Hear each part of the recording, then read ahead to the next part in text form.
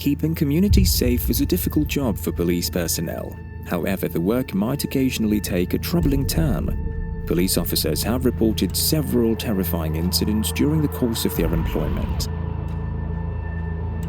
One of these tales involves a policeman who answered a call reporting a domestic disturbance.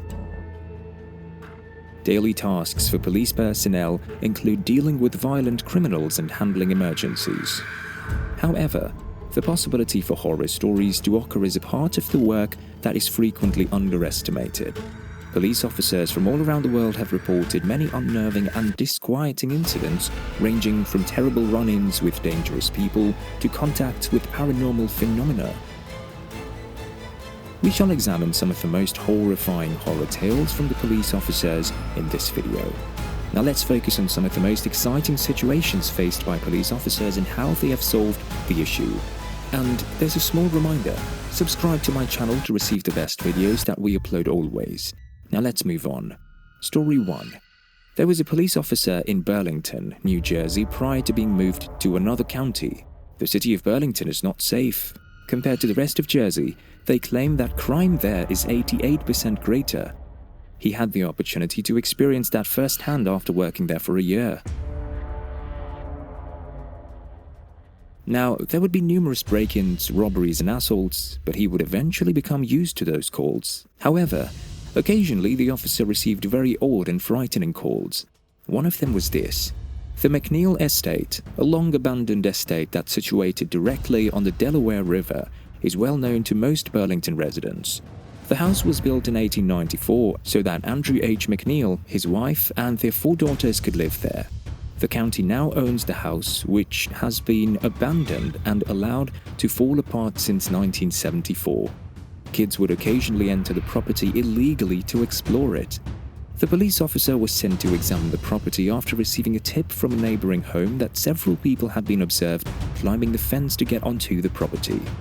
He spotted a beam of light from one of the upstairs windows as soon as he arrived at the house. As soon as the officer realized someone was inside and that it was his responsibility to enter and rescue them, he once more searched the outside of the house for a way to get inside, and he saw one of the lower windows had been broken open, making it simple for him to enter. He immediately announced himself as a police officer as his first action. Rubble covered the whole floor in what looked to have been the mansion's living room. He heard someone walking upstairs. He shouted once more as he waited for them to make their way down the steps. When they didn't, he had to step forward. He climbed the stairs and began to explore. There's no way to hide his steps with all the wetter and rubble on the floor.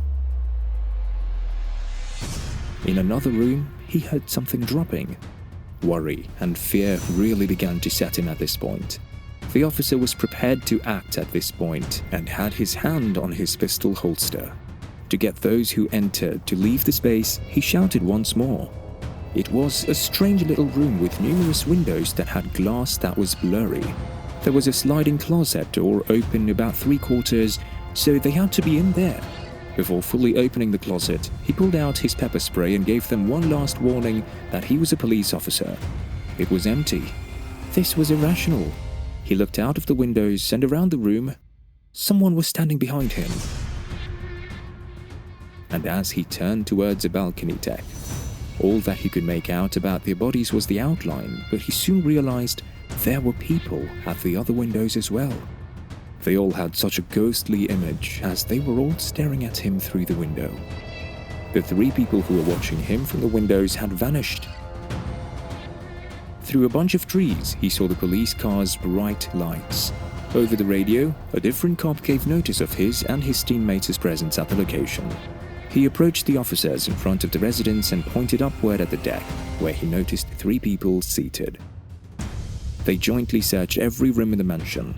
They ultimately arrived at a small room on the first floor with a window, and once again, something was outside the window. They searched the entire property but couldn't find anyone.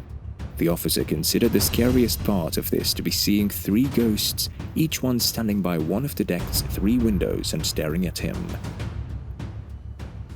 Horror Story 2. At about 2:30 a.m., a trooper was on a night patrol on a motorway. He entered a petrol station on the side of the highway while driving his vehicle. It had been closed for a while. He observed two vehicles parked side by side in the parking lot. He positioned his car such that he could see both of these two parked cars and the highway in front. But then the trooper realized he didn't see anyone in either of those vehicles. This was suspicious. There were no employees present and the station was closed. He got out of his car, put his hands on his belt and walked over to the two vehicles. For both, he tapped on the windows. There was no one there, as he had anticipated. The trooper started to walk around the parking lot. He looked back, confused. He heard someone rushing from around the building and asking for his help, and he was a young man, about 20. His car didn't start and needed help. Then the trooper informed him that he wasn't a mechanic and that he should call a towing service, but he virtually begged the trooper to at least check the engine a quick once-over. They looked under the hood, but the trooper wasn't really a car guy at the time, so he had no idea what to look for. When the trooper looked at him after asking if his battery had died, he noticed that the man was looking about extremely oddly. "I don't think so," he replied. The trooper then focused on the vehicle that was parked next to him. "Whose vehicle is that?" he questioned the man. Then the man claimed that he had no idea. When the trooper looked around, he noticed another man coming his way holding a knife. The trooper pointed his gun in his direction. Then that man put his hands up and dropped the knife. Then the trooper called for assistance right away. The trooper cuffed the person carrying the knife and put him in the trunk of his car and moved to the back of the petrol station. There were two recently dead bodies that had been cut into two pieces each and put in trash bags. The two men appeared to be in a rush as they have been intending to bury the bodies in the woods off the highway. Because of the unique perspective they offer on the difficulties and risks that law enforcement personnel encounter every day, these tales have captured the attention of audiences all around the world. These accounts may be challenging for some people to watch, but they are crucial for understanding the realities of the world and the impact that they can have on those who serve us protection. This brings us to the end of this video. Let's meet again with a scary video. Thanks for being to the end of this video. Don't forget to like, share, subscribe and tell us what you think about this video below in the comment section.